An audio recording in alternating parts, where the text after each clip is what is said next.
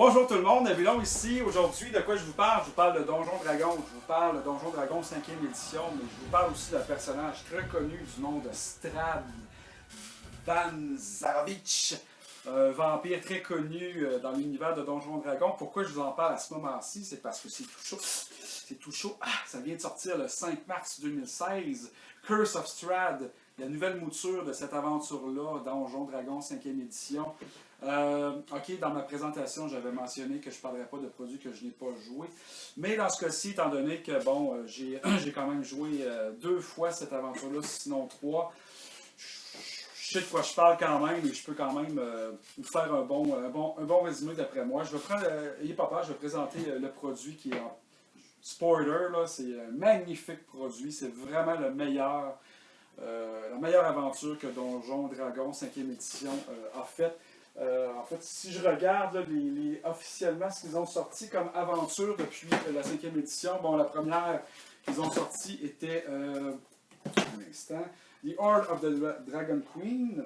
Ensuite, il y a eu The Rise of Tiamat. C'est-tu l'inverse? Je m'en souviens plus. Ouais, c'est ça, c'est bien ça. C'était elle en premier. On a joué, nous, on a joué quand même quelques aventures dedans.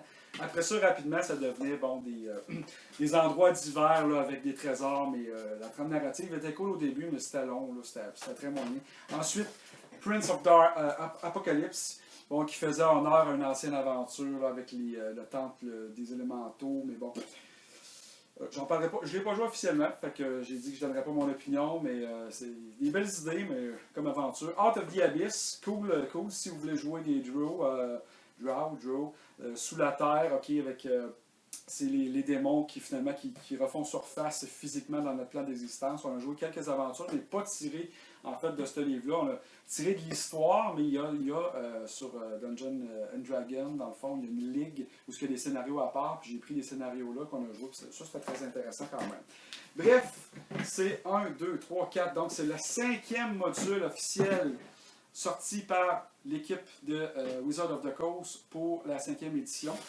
Ils n'en sortent pas à tous les mois, il faut savoir, là, ça fait quand même déjà 2 ans là, que la 5e édition roule, donc ils prennent leur temps. Dans ce cas-ci, je suis content parce que toutes les autres aventures n'ont pas été développées in-house, qu'ils appellent, c'est pas les Wizard of the Coast, ils ont donné ça à d'autres équipes supervisées par Wizard of the Coast. C'est la première vraiment qui est développée in-house par Christopher Perkins, qui est un gars qui s'occupe justement de la narration. Vous le connaissez peut-être parce qu'il anime des parties sur YouTube avec des célébrités. Et j'aime bien son take là, sur les aventures, généralement, comment est-ce qu'il y va. Puis, il est moins Dungeon Crawl. Bref, c'est lui qui supervisait cette aventure-là. Et ils ont contacté Tracy Hickman et Laura Hickman, sa femme, ceux qui étaient à l'origine du premier module Isis, l'aventure originale de Strahd, pour venir les aider à compléter le module. Donc, avant de continuer plus loin avec ce magnifique produit, je vais vous parler un petit peu des itérations précédentes. Bon, il faut savoir, comme j'ai dit, que ça émane tous d'un vieux module des années 80, 1983, Isis, qui était un petit module à peu près 50 pages, mais qui était tout nouveau parce qu'à l'époque, c'était des dungeon crawl. Hein. On avait tout le temps la petite prémisse au début, puis un gros dungeon crawl. Dans ce cas-ci, c'est encore ça. Spoiler alert, si vous ne voulez pas savoir l'histoire, cessez immédiatement le visionnement de cette vidéo. Bref, il faut savoir que c'était la même chose. Hein? Il y avait les fameux brouillards magiques qui amenaient des héros, peu importe de quel Pocket Universe, à Ravenloft. Et là, sous les gates, ils devaient faire face à un village, la Barovie, un village abandonné, opprimé, puis gothique, et chapeauté en haut par un château du nom de Ravenloft, le château qui porte le nom de l'univers, et Strahd, le grand vampire. C'était une aventure qui se jouait quand même assez rapidement. C'était un dungeon crawl, encore une fois, le dungeon crawl étant le château. Mais les particularités qu'il y avait de cette aventure-là, c'est que, premièrement, il y avait des éléments d'horreur. Deuxièmement, il y avait des éléments de hasard. C'est-à-dire qu'à un certain moment donné, dans l'aventure, vous rencontrez des diseuses de bonne aventure, des Vistani, qui sont des espèces de gitans dans des roulottes, puis ils vont vous tirer aux cartes. Et puis, évidemment, pour défaire le puissant Strahd, le puissant vampire de cette aventure-là, le méchant, il faut avoir accès à certains objets. Une épée soleil, son journal personnel, où est-ce que vous allez apprendre son histoire, des alliés, des trucs comme ça, le collier du corbeau. Et en tirant les cartes, à chaque fois, l'objet ne se trouve pas dans la même pièce dans le château. Fait que ça c'est un élément intéressant. Donc, la première édition, moi, quand je l'avais fait jouer, c'était probablement plus à l'époque de la deuxième. Dans les années 90, j'avais des notes, c'était pas long. Je le faisais en one-shot d'Halloween, donc je skippais énormément de passages. C'était un beau dungeon crawl d'un soir. Et là est venu dans les années 90 le setting. Ils ont sorti Ravenloft, là, où il y avait d'autres domaines dirigés par d'autres entités. Puis bon, c'était plus une gimmick que d'autres choses. C'était pas très bon. Je vais m'en tenir évidemment à l'aventure principale. Mais ce que je pense qui est venu dans les années 90, vraiment intéressant, okay, c'est les romans. Les romans, je dois avouer que j'ai lu beaucoup de romans tirés de Donjons Dragons et Pathfinder. Et les meilleurs, tant qu'à moi, ou dans les meilleurs, c'est ceux tirés de Ravenloft. Et un que je conseille particulièrement, si vous voulez revenir ça, c'est vraiment High Strahd, écrit par P.N. Elrond. C'est une auteure qui est bien connue. Je pense que ça fait une série de romans là, sur les vampires. Après ça, ça l'a lancé. Et puis, dans le fond, c'est écrit sous forme de journal. C'est l'histoire de le vilain principal, Strahd. Okay? Dans les aventures, on décrit toujours bon, un peu qu'est-ce qui s'est passé dans son journal lui-même, mais ça a une page, 2 pages. Mais là-dedans, c'est vraiment la façon qu'il a vécu. Donc, on apprend, bon, ça commence que c'est un warlord qui va conquérir la Barovie. Et puis là, il va prendre possession du château, puis le château va le faire reconstruire. Et puis là, il va le nommer au nom de sa mère. C'est pour ça qu'il s'appelle Ravenloft. Et puis là, il est en train de vieillir, il a 40 ans, il apprend qu'il y a un jeune frère, Sergei. Puis là, bon, dans le roman, tu lis ça. Puis là, le Sergei, il vient au château, il va être prêtre, mais là, il descend de plus en plus dans le petit village en bas, la Barovie. Et puis là, à un moment donné, il tombe amoureux d'une jeune femme. Et puis là, il ramène la femme au château. Puis là, Strahd tombe en amour. Mais cette jeune femme-là de 20 ans est en amour avec Sergei, le frère de Strahd. Et Strahd, lui, est en amour avec la fille. Et là, il sent que dans son regard, tout ce qu'elle voit, c'est l'ancien qu'elle l'appelle dans le roman. Et puis, bref, c'est la même histoire que dans les aventures, mais vraiment détaillée, puis hyper bien écrit, puis assez rapide. Je l'ai lu une fois, il y a environ 6 ou 7 ans. Là, je suis en train de le relire, et puis ça se lit. Écoutez, en une soirée, là, je suis déjà rendu à la page 110, là, sur quoi? Sur 275, cette édition-là. Bref, ça vaut vraiment la peine si vous voulez mettre de la chair autour de ce vilain-là, parce que Strahd, c'est vraiment un vilain. Justement, c'est pour ça que c'est intéressant, c'est un vilain qui a plusieurs couches. Le but de Strahd, généralement, c'est pas simplement de tuer les NPC. Là. Vous n'apparaissez pas là juste pour être tué. Là. Non, il a besoin d'un challenge. Pourquoi il fait ça? Il est tanné, lui, là d'être pas le serviteur, mais le lord au-dessus de ce domaine-là. Puis il a besoin de quelqu'un d'assez puissant pour prendre sa place. Il a besoin de sang, il a drainé tout le monde. Non, bref, là, ça vaut vraiment la peine. Évidemment, il y en a sorti d'autres qui étaient un petit peu moins centrés sur Strahd, Vampire of the Mist, là, qui était un autre, qui était un elfe là, qui arrivait de Forgotten Realms dans ce royaume-là. Lord Sop, qu'on connaît bien, qui émane de Derian Lance. Là. Mais bref, s'il y en a un à lire, c'est High Strahd, son journal, parce que dans le fond, c'est la représentation, mais c'est comme si c'était son vrai journal qu'on trouve dans le jeu. Parfait. Donc, comme j'ai dit, je faisais jouer à l'époque le petit module rapide. Et en 2007, je crois, 2007 ou 2008, je me souviens plus exactement, peu importe, okay, est sortie la 3e édition 3.5, Expédition to Castle Ravenloft, okay, qui est encore une fois la reprise du module qui est écrit par Bruce Cardle, The Strange, mais cette fois-ci, par contre, okay, c'est un très beau module. Lui, je l'ai rené au complet, mais je l'ai rené vraiment comme il était. Et c'était vraiment... ça a pris beaucoup de temps. Ça a pris plusieurs sessions. Et puis, oui, il a l'air épais. Il est aussi épais que le nouveau, mais par contre, si on regarde, c'était la moitié du livre, c'était de la stratégie. C'était pièce par pièce, avec des tactiques. C'est l'époque des tactiques, là, un peu avant la 4e édition. Là. Regardez, là. Fait que c'est pas du lore, puis c'est pas du setting, ça. Là. Mais je m'étais préparé, j'avais pris des grosses feuilles quadrillées... 1 pouce, puis c'était compliqué. On a eu bien du plaisir, mais c'était autre chose. Donc, je l'ai roulé comme il faut. Évidemment, il y avait le village au début, une portion, il y avait rajouté quelques donjons dans les alentours. C'est un beau produit de collection, qui je pense qu'il est assez quand même difficile à trouver maintenant. Bref, c'est pour ça que je peux vous parler quand même là, du nouveau produit. Là, ça a quand même été calqué sur les autres aventures qui ont été publiées précédemment. Donc ça, c'était la version 3e édition. 4e édition, il n'y a rien sorti d'officiel, en fait, là, dans les revues, où il a sorti quelques trucs, mais rien là, qui contenait l'aventure en elle-même. Et enfin, je reviens à mon produit que je présente aujourd'hui, Curse of Strahd, la malédiction de Strahd. Donc, c'est un beau bouquin, regardez encore une fois, magnifique, glacé, toujours dans la tradition, la qualité est incroyable. Ça contient 256 pages. Bon, le livre avait 200 pages, mais comme j'ai dit tout à l'heure, la moitié du livre contenait des tactiques. Alors que dans celui-ci, juste la portion, l'aventure classique, donc celle-ci, là, ici, c'est à peine un tiers du livre. La portion vraiment juste du château, si on prenait l'aventure classique, c'est environ ceci de l'aventure. Vous comprenez pourquoi c'est un produit intéressant. Ce n'est plus seulement l'aventure, mais là, c'est un setting, c'est des endroits, c'est des idées, c'est plein de choses en même temps.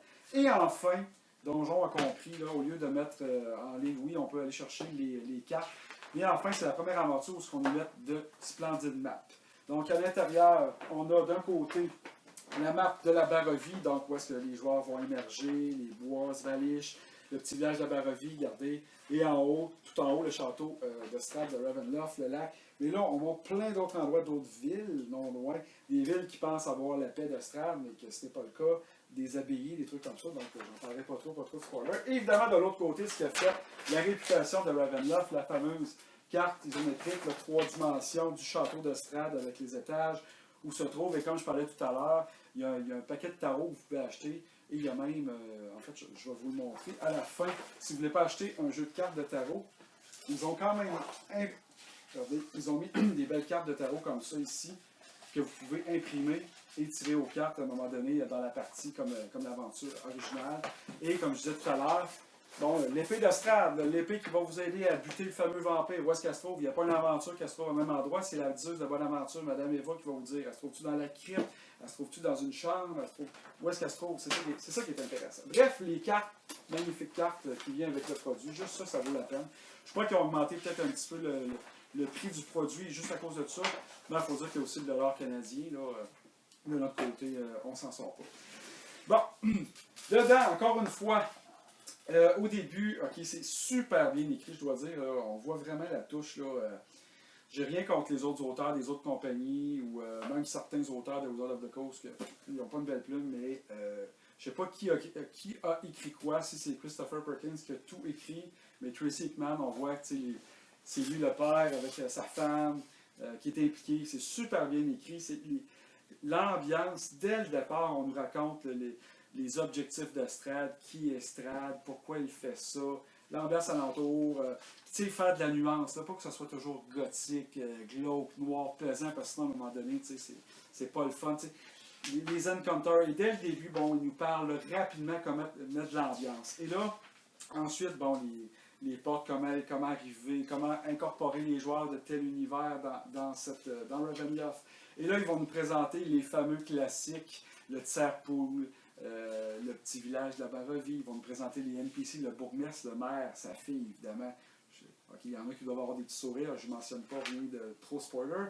Et bon, regardez les belles cartes, le village de la Barovie, les NPC, c'est super bien détaillé, pas trop. Je trouve que justement, ils se sont éloignés de la troisième édition parce que c'était vraiment trop tactique.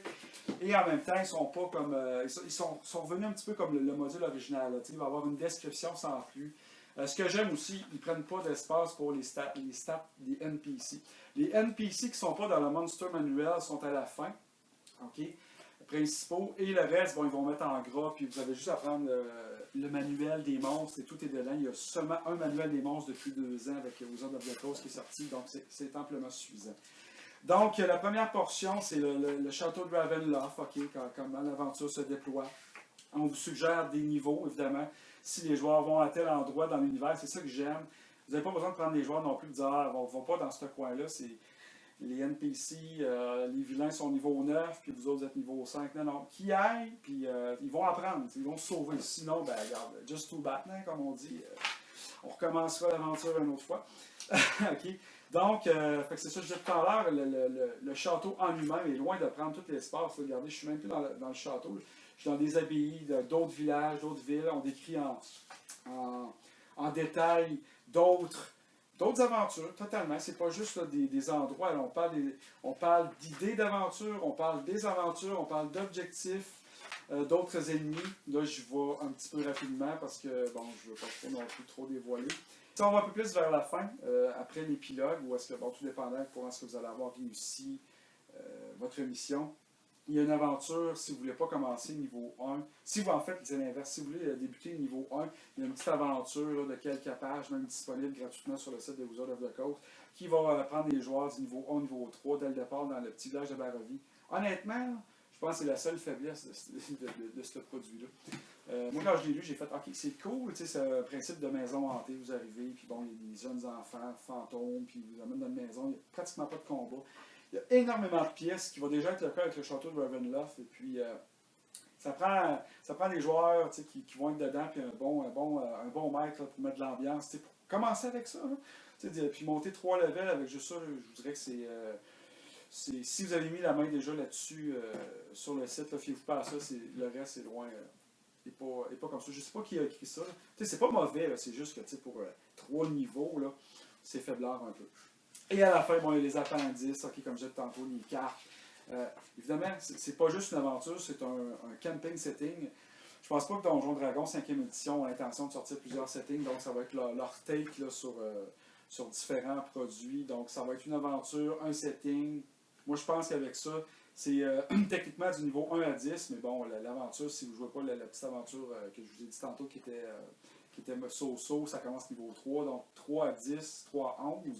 Donjon Dragon 5e édition, ce que j'aime, c'est qu'on montre très rapidement le niveau.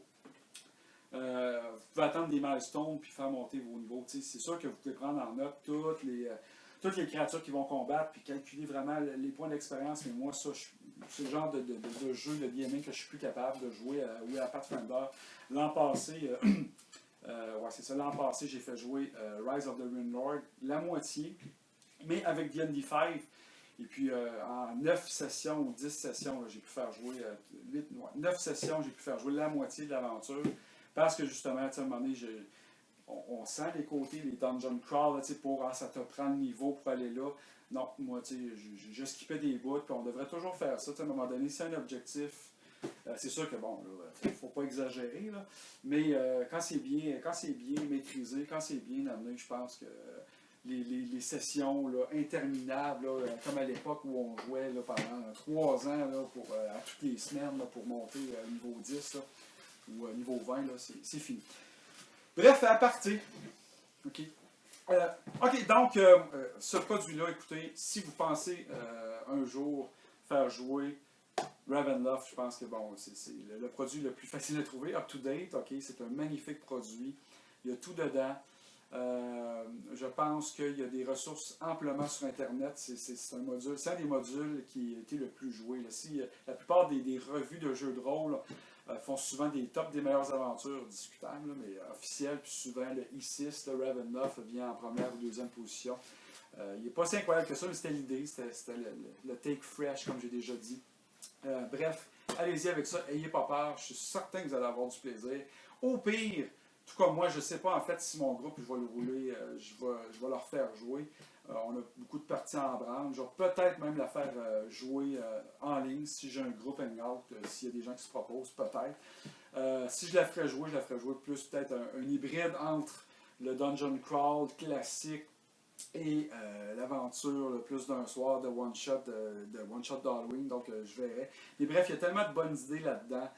Ne serait-ce que pour amener dans votre aventure, comme je parlais tout à l'heure, il y a d'autres villes, il y a d'autres abbayes, il y a d'autres repères, le repère de Van Richten, l'espèce de Van Helsing, chasseur de vampires, chasseur justement de Strahd et ses wives.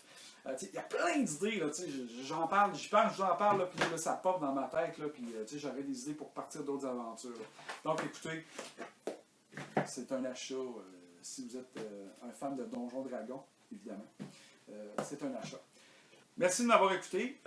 J'ai tenté, au fil, en expliquant l'aventure, je me suis dit, bon, je vais essayer de ne pas trop spoiler, parce qu'on ne sait jamais qui peut tomber là-dessus. Donc, je pense que peu importe, finalement, qui va regarder cette vidéo-là, n'aura pas trop de grosses surprises. Les secrets ne sont pas totalement divulgués. Mais vous devez savoir que c'est une aventure que vous devez, si vous êtes un joueur de Donjon Dragon, bien sûr, c'est une aventure que vous devez soit de jouer une fois dans votre vie, ou bien de faire jouer à des joueurs, ne serait-ce que pour l'ambiance, de faire partie de la gang, entre guillemets. J'espère juste que ça vous a donné le goût. Lancez-vous contre un des vilains les plus meurtriers, un des vilains les plus coriaces un des vilains les plus connus, bien sûr, de l'univers de Donjon officiel, de Donjon Dragon. Lancez-vous contre Strahd. Vous avez une chance de le battre, puis de sauver ce pauvre chat qui souffre en vie. Alors, merci de m'avoir écouté et on se dit à une prochaine fois.